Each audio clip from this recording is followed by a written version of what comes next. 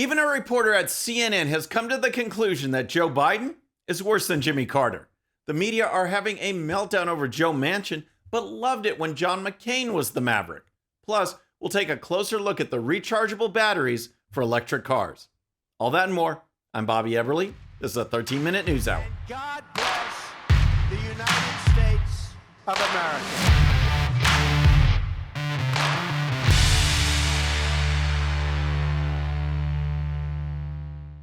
Okay, friends, welcome to the show. Happy Wednesday. I hope you're having a great week. If you're new to the show, thank you so much for tuning in. We're going to start with Joe Biden because you know things are bad when even CNN starts comparing Biden to Jimmy Carter. Now, I know that Andrew Johnson is considered by many historians to be the worst president ever, but in my lifetime, the gold standard for bad presidents is Jimmy Carter. Inflation, gas lines, Iranian hostage crisis, and on and on. Carter was the worst. But now, as CNN reports, Joe Biden has entered and surpassed Jimmy Carter territory in the eyes of the voters. Here's the story. Joe Biden is struggling in the minds of the American public. While his approval rating is down on a slew of issues, his difficulties are perhaps most noticeable on the economy. Biden now sports the lowest net economic rating of any president at this point through their first term since at least Jimmy Carter in 1977. In the latest CNN SSRS poll, Biden comes in with a 45% approval rating to 54% disapproval rating among registered voters on his economic performance. This makes for a negative 9-point net approval rating. The average of all polls taken in December is quite similar, with Biden at negative 13 points on the economy. Wow, an average of negative 13 points across all polls on the economy. And of course it is. People are hurting. Inflation is at a level not seen in decades. We have the lowest labor participation since the 1970s, the Carter era. We have high gas prices and supply chain issues. And Biden has been unable to show any kind of leadership whatsoever. He's busy blasting unvaccinated Americans instead. So, where does Biden stand historically? Here's more. The average president at this point in the last 44 years, since we have been polling on the topic, had a net economic approval rating of plus 5 points. That means Biden's is 18 points worse than the average. The best rating, perhaps unsurprisingly, belonged to George W. Bush following the September 11th attacks. He was at plus 37 points at a time when his approval ratings on all issues were high thanks to the rally around the flag effect. Notably, Biden's net rating is worse than his two immediate predecessors, Barack Obama in December 2009 and Donald Trump in December 2017. Both Obama and Trump had net approval ratings on the economy of minus 4 points. Negative 4 for Obama at this point in his presidency, and the same for Trump. Negative 13 for Biden. The CNN report does note at the end that Biden still has 3 years to go until the 2024 election. Can you believe it? All of this has happened in less than 1 year. Remember, Biden telling Americans, all of us, that he was going to end COVID? Remember that? End it. Biden's team told the American people recently that gas was 2 cents cheaper than it was a few weeks before, even though it's gone up over $1 per gallon during Biden's term. Biden said that troops wouldn't leave Afghanistan until all Americans were out first. Then he removed all the troops, leaving hundreds of Americans stranded. Oh, and then there's the crisis at the southern border. That's an entire show's worth of bad news in just one issue. Now, it's clear that the American people are tired of Joe Biden. Back in October, Jen Psaki was asked about poor approval ratings. Here's what she said. Well, a lot of people in this room work for organizations that have done polls, and there's a lot of underlying data in them, and sometimes it differs. So I would just go back to what our view is that we're still going through a hard time in this country, and people are tired of fighting a pandemic. They're tired of the impact on their lives. Some of them are sick and tired of people who won't get vaccinated, who they feel are impacting their ability to live life in a normal way. Some people are still fearful for loved ones. And we all thought that it would be over at this point in time. Obviously, the Delta variant and other factors have led to this to be extended. So there's no question that the fatigue with COVID is impacting people. Biden and Psaki blame everything on COVID. And in the meantime, most Americans are not living in fear. They are living in economic times worse than Jimmy Carter's, with no real leadership in sight. All right, next let's talk about Democrat Senator Joe Manchin. But first, if you're new to the show or haven't subscribed yet, regardless of platform, just search out my name, hit that subscribe button, make sure notifications are turned on. That way you can follow the show and help us grow. Okay, let's talk about Joe Manchin, because the Democrats are outraged that he is voting against Biden's socialist spending bill known as Build Back Better. They are saying that he single-handedly brought down the legislation, even though a majority of senators are opposed to it. Of course, what the Democrats and the media are really freaking out about is that Manchin is a Democrat. He should just fall in line. He definitely shouldn't go it alone or be a maverick. But wait a second. The media seemed to love it when John McCain got all mavericky. They didn't have a problem with McCain at all. That's because the media and Democrats just want to win, and McCain helped them. Manchin is doing the opposite. Here's a tweet from Sam Stein over at Politico. A lot to process on the Manchin news, but from a substantive standpoint, it's just objectively devastating for the planet. The last best chance at climate change legislation is gone. ABC News reported that a single senator is about to seriously set back an entire presidential agenda, and the Associated Press is calling Manchin an uneven negotiator. But let's take a look back at 2017, when McCain went against Senate Republicans and voted against a repeal of Obamacare. McCain rejecting desperate pleas from Vice President Mike Pence and Senate Majority Leader Mitch McConnell, even taking a phone call from President Trump, according to a source.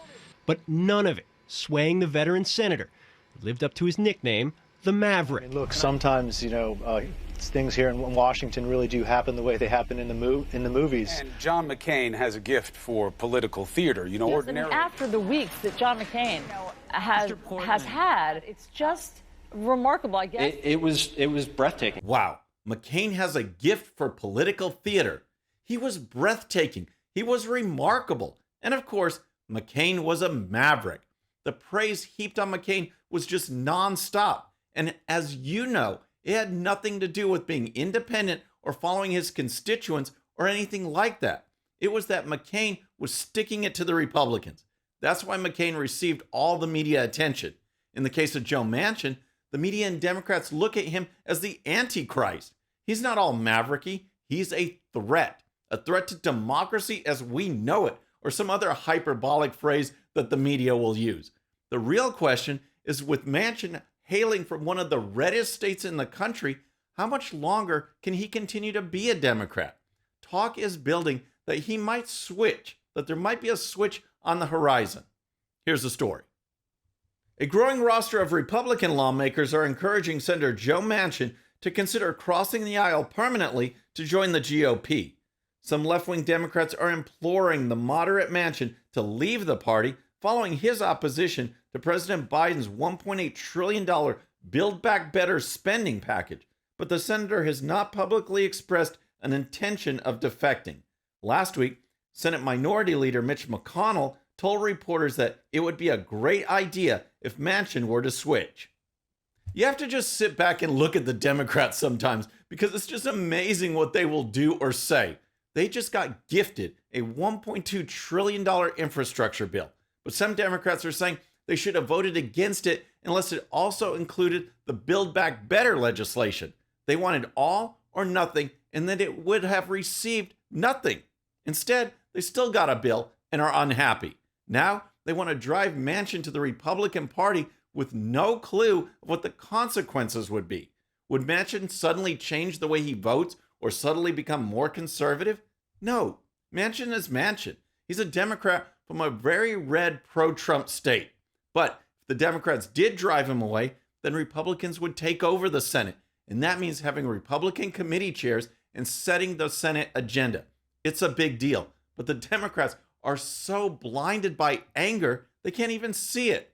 Here's Senator Ted Cruz on Manchin.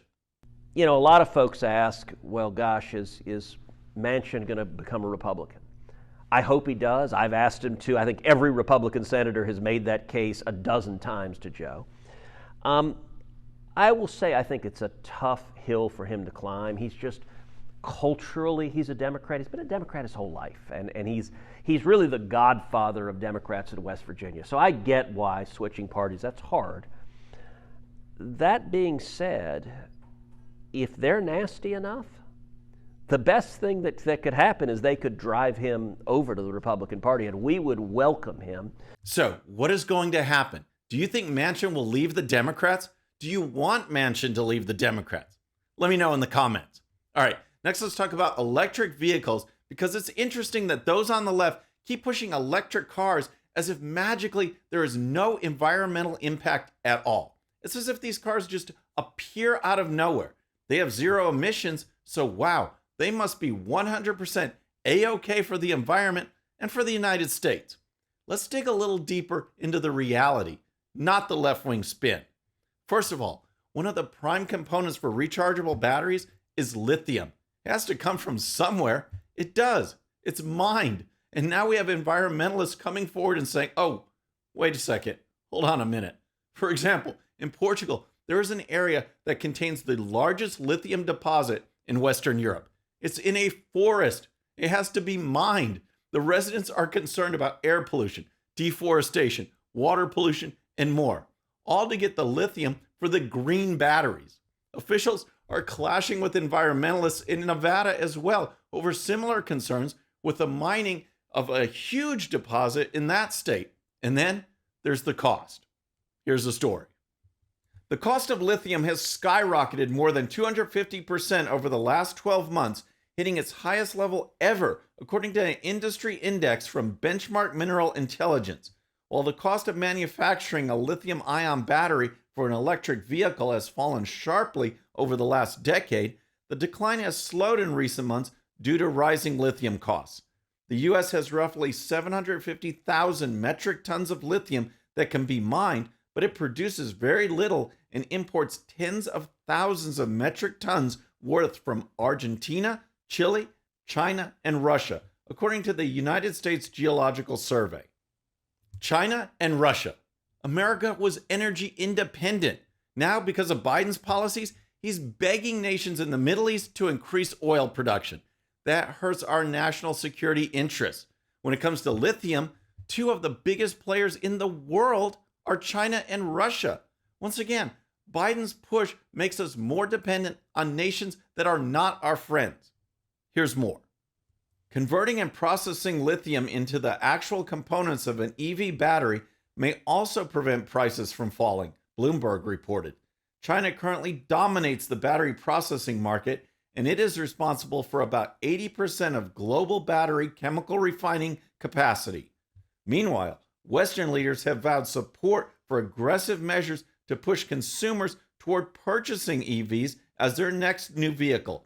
In the U.S., President Joe Biden outlined a plan for 50% of new car purchases to be zero emissions by 2030. Not only are we dependent on other countries for lithium, we are dependent on China for processing the lithium. And again, in the larger picture, there's the potential for deforestation, water pollution, soil erosion, battery contamination, and more. All from what the left calls an eco-friendly energy source. Make no mistake, friends, this is a political agenda driven by the left, not an environmental one. Okay, so we've had Joe Biden being worse than Jimmy Carter, the Democrats working to push Joe Manchin out of the party, and the not so environmentally friendly rechargeable car batteries. We need to ask the left, do you have a relaxed brain? I got what you call a relaxed brain. Yes, it's only Wednesday, but as I mentioned on our last show, Friday is Christmas Eve, and then traditionally, I take the week off between Christmas and New Year's. So, this is our last show for 2021, and we can't close out the year without some relaxed brain. First, how about Democrat Senator Richard Blumenthal, who's now apologizing for attending an awards ceremony sponsored by the Communist Party of America. He said he thought it was just a labor event. Here's the story.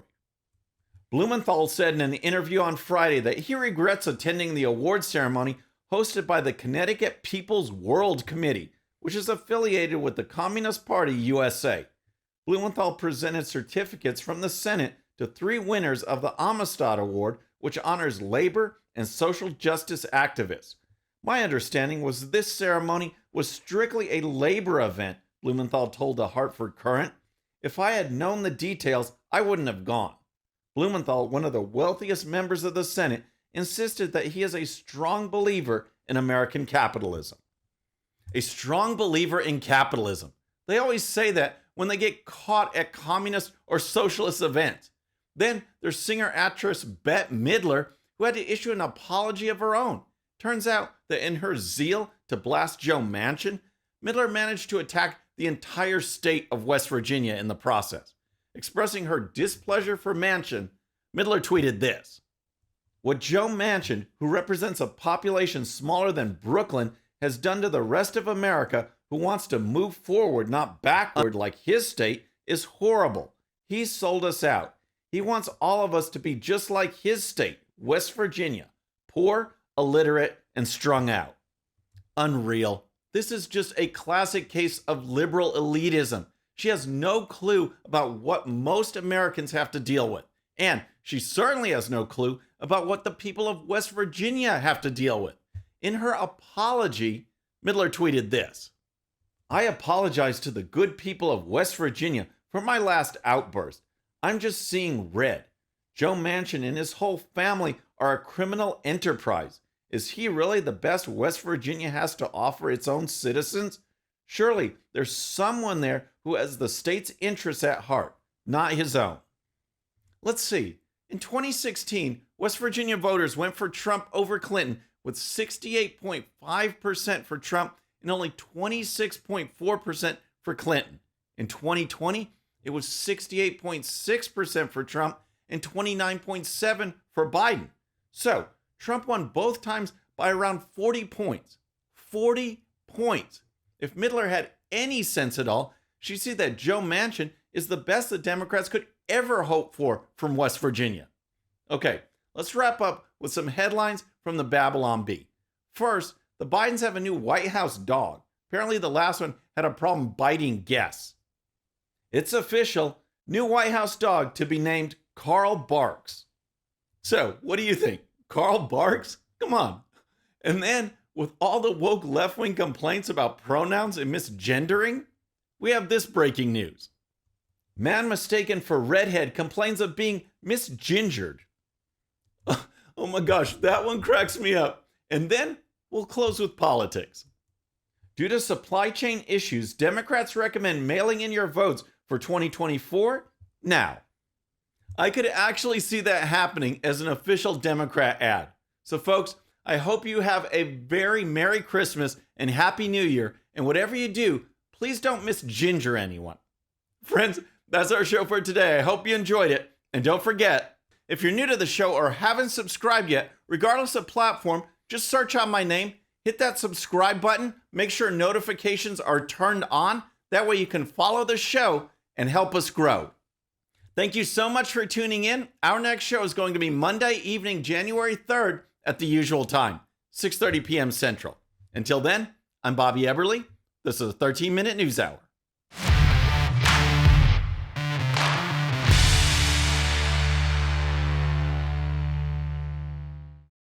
All right, friends, thanks again for tuning in. I really appreciate it. And before you go, please hit that subscribe button above. Once you do, tell your friends, share it, spread the word about the 13-minute news hour so we can keep growing. And for more great content, check out these videos right here, and I'll see you next time.